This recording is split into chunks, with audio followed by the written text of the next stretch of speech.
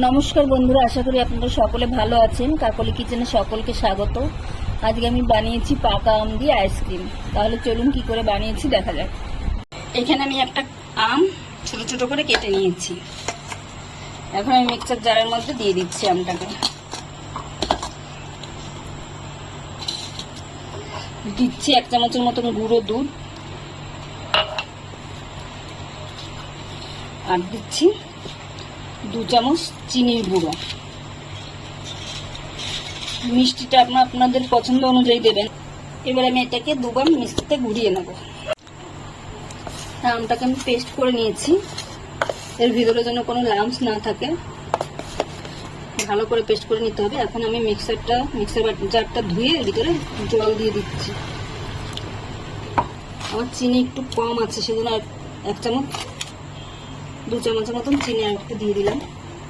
এবার আমি ভালো করে মিশিয়ে নেব। এই যে ঘনত্বটা এরকম হবে,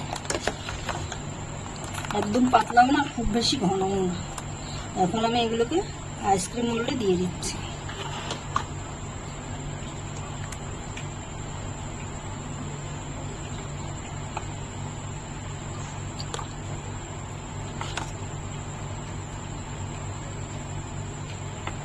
এবার আমি স্টিকটা দিয়ে দিচ্ছি।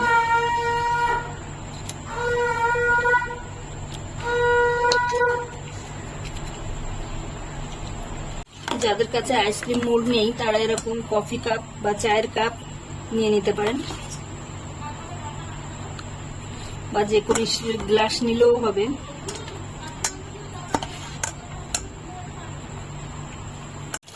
এখন আমি ফয়েল পেপার দিয়ে মুখটাকে আটকে দেবো। উপর দিয়ে একটা গার্ডার দিয়ে দিতে হবে। ছুরি দিয়ে মাঝখানটা একটু কেটে দেবো, তারপর একটা স্টিক ঢুকিয়ে দেবো।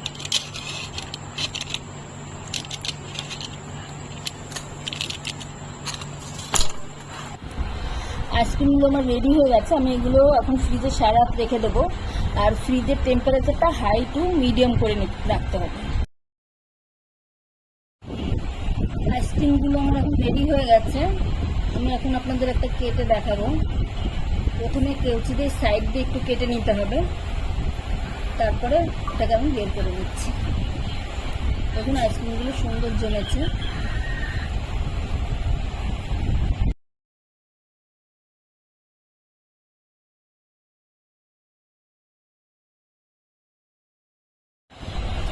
রেসিপিটা আমার তৈরি হয়ে গেছে। ভিডিওটি যদি ভালো লাগে তাহলে একটা লাইক করবেন, সাবস্ক্রাইব করবেন এবং কমেন্ট করবেন।